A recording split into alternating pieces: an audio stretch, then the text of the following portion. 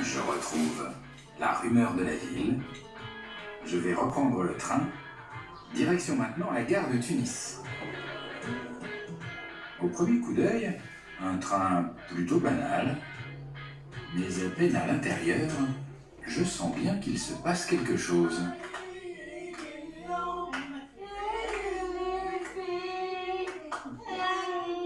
Bonne ambiance ici. Oh. Ce train, l'air de rien, est un petit événement, comme une célébration. C'est une sortie exceptionnelle d'un train historique, un train présidentiel. Il fut dans les années 60 le train du président de la Tunisie, Habib Bourguiba. Dans les voitures de queue, l'ambiance est à la fête. Et plus avant, dans les voitures historiques, l'atmosphère est plus feutrée. On sent que c'est un train qui a de l'histoire, hein? Hein? C'est très 60s. Vous savez qui c'est assis à votre place, là, vous? Non, mais je sens que c'est quelqu'un d'important. C'est vrai, vous le sentez? Oui, je sens. Et là-bas, au bar, qu'est-ce que vous ressentez? C'est la chaise des politiciens, on peut pas se relever. Oui, je vois. Mais c'est le poids de la fonction, on peut plus... Oui, elle est un peu collante.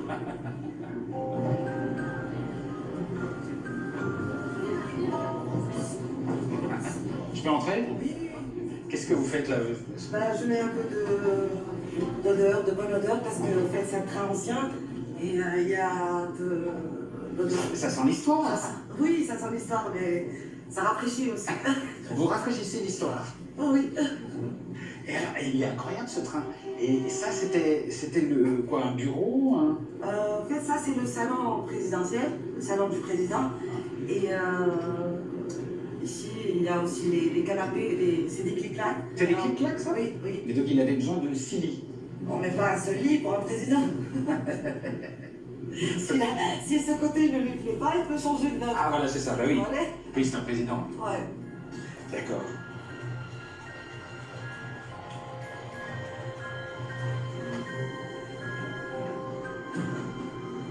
Ah oui, là c'est présidentiel, là. Très très beau bureau. J'aimerais bien avoir un bureau comme ça. Je peux m'asseoir un petit peu à la place du président? C'est pas un sacrilège? Non, non, non.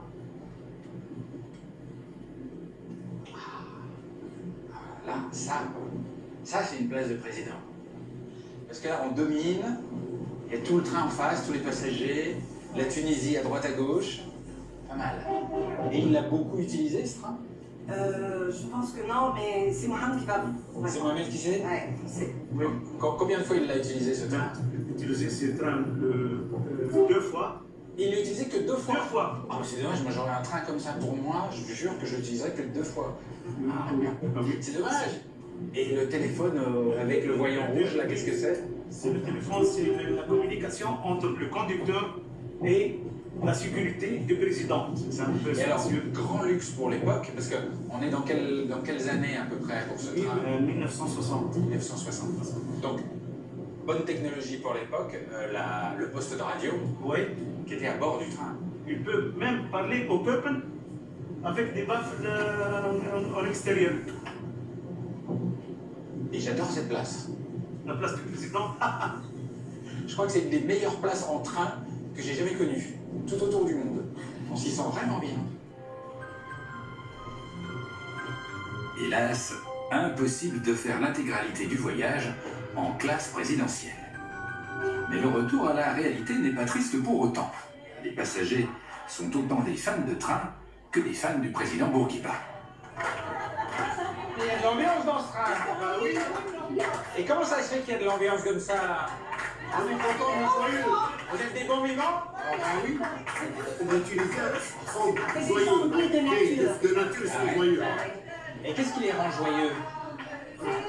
N'importe. tempérament méditerranéen. C'est le Méditerranéen. On a l'habitude qu'on se réunit, c'est toujours comme ça, on fait la fête. On est épanoui et émancipé, c'est grâce à Bourguiba. Ah bon, c'est-à-dire? Il a donné les droits à la femme. Non. Quel droit il a donné par exemple? Le fait que l'homme ne se marie pas avec 4 femmes, c'est déjà un pas. La femme, elle était opprimée, elle était soumise. l'homme pouvait la répudier d'un jour à l'autre, d'un moment à l'autre. Donc dès qu'il a eu l'indépendance, il a dit voilà, il n'y a pas de différence, les filles vont à l'école comme les garçons, même dans le milieu rural. Il a développé aussi la santé, il a fait des hôpitaux, il a fait plein de choses. Pour lui, l'éducation et la santé, c'était ses deux priorités. Et grâce à Robliba, je suis là avec vous, dans un wagon mixte. Je m'habille comme je suis habillée. Tout le monde s'habille à sa façon. Il a enlevé pour la femme de Sefsali le voile tunisien. Mais alors, est-ce que tout le monde est d'accord avec ça en Tunisie? Parce que j'ai vu aussi des femmes avec des voiles en Tunisie. Avant, dans les années 60, les femmes se baignaient avec les maillots de bain. Oui.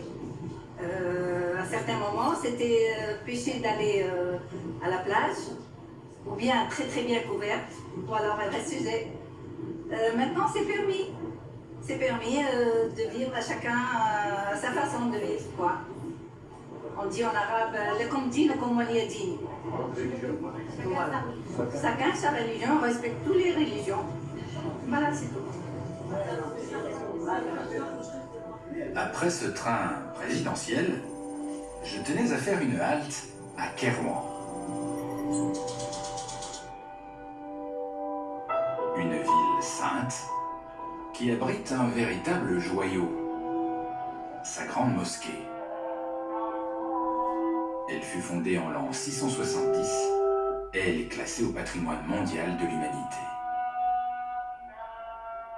Ici, l'ambiance est à la sérénité et quelques rues plus loin, c'est tout l'inverse.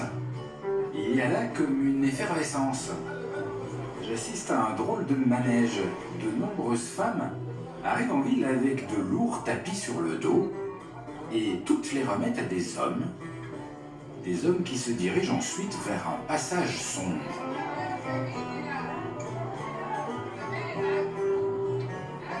« 470 dinars. 470 dinars, allez.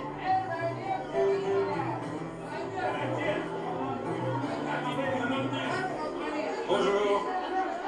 Et j'ai rien compris en fait. J'ai vu des femmes qui arrivent avec des tapis sur le dos, des hommes qui se précipitent sur elles, qui prennent les tapis et qui viennent crier ici. Vous pouvez m'expliquer un peu? Nous, on est venus ici à Kairouan pour vendre nos margoum, nos tapis. On les donne aux crieurs de tapis. Ah oui, donc c'est les hommes qui vendent pour vous. C'est vos commerciaux. Oui, c'est comme ça. Ce sont les hommes qui vendent. Et alors, les hommes là, ils vendent à qui? Qui sont les clients ici?